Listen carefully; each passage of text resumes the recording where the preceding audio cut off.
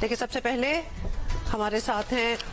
साबिक वज़ीर ख़ारिजा खुर्शीद महमूद कसूरी साहब हमारे साथ मौजूद हैं। कसूरी साहब, ज़ाहिर है बड़ा अलार्मिंग है रीसेंट टाइम्स में जो नौजवान हैं, जो बच्चे बड़े हुए हैं, जिनको बड़े हुए कुछ अरसा हो गया है, उन्होंने इस तरह की रिफ्ट और टेंशन पाकिस्तान और भारत के दरमियान नहीं देखी है।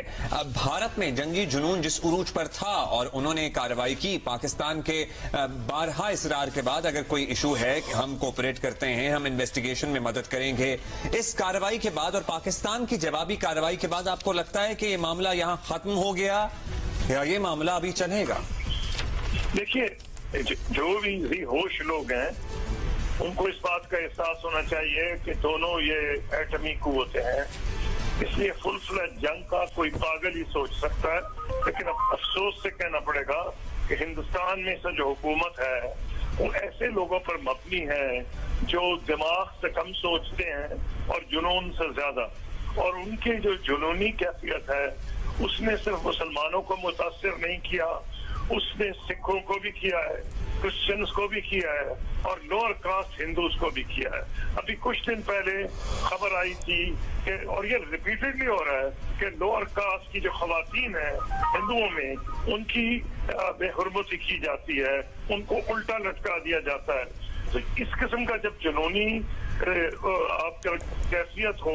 और आप कास्ट सिस्टम में या अपर कास्ट हुकूमत ये समझती है, हालांकि अपर कास्ट मोदी साहब खुद नहीं है लेकिन शायद अपने आप को एसोसिएट करना चाहते हैं, अपर कास्ट से और अपर कास्ट की नुमाइंदगी करना चाह रहे हैं। लेकिन मुझे अफसोस है कि जिस किस्म का इन्होंने जुनून फैलाया है, इन्होंने हिंदुस्तान में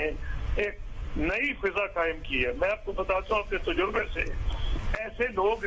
हिंदुस्तान में अभी भी मौजूद हैं जो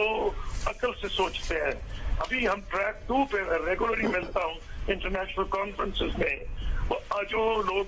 आम तौर पे उनकी ये सोच नहीं है, उनको पता है कि अफोर्ड ना पाकिस्तान कर सकता है ना इंडिया, लेकिन मगर ऐसे लोगों का हशर क्या होता है ये भी उन्हें पता है, और इसीलिए कानूनी हथकंडे भी उनके खिलाफ इस्तेमाल किए जाते हैं, लेकिन वो कैंसिल कर दिए जाते हैं माशरे में, वो नेम कॉलिंग होती है, वो भी तो आपके सामने है सर। जी, सब कुछ सामने अब हम आ जाते हैं जो अब हुआ है। अब देखिए, हुआ यह है कि मैंने सुबह इंडिया की खबरें सुनी थी क्योंकि I am watching BBC apart from Pakistan, BBC, CNN and India news. तो जब हमने 6 या 5 तैयारों का क्लेम किया था तो मैं ये तवक्को कर रहा था कि वहाँ कॉन्फ्रेंस थी, वहाँ आर्म फोर्सेस की नुमाइंदा एक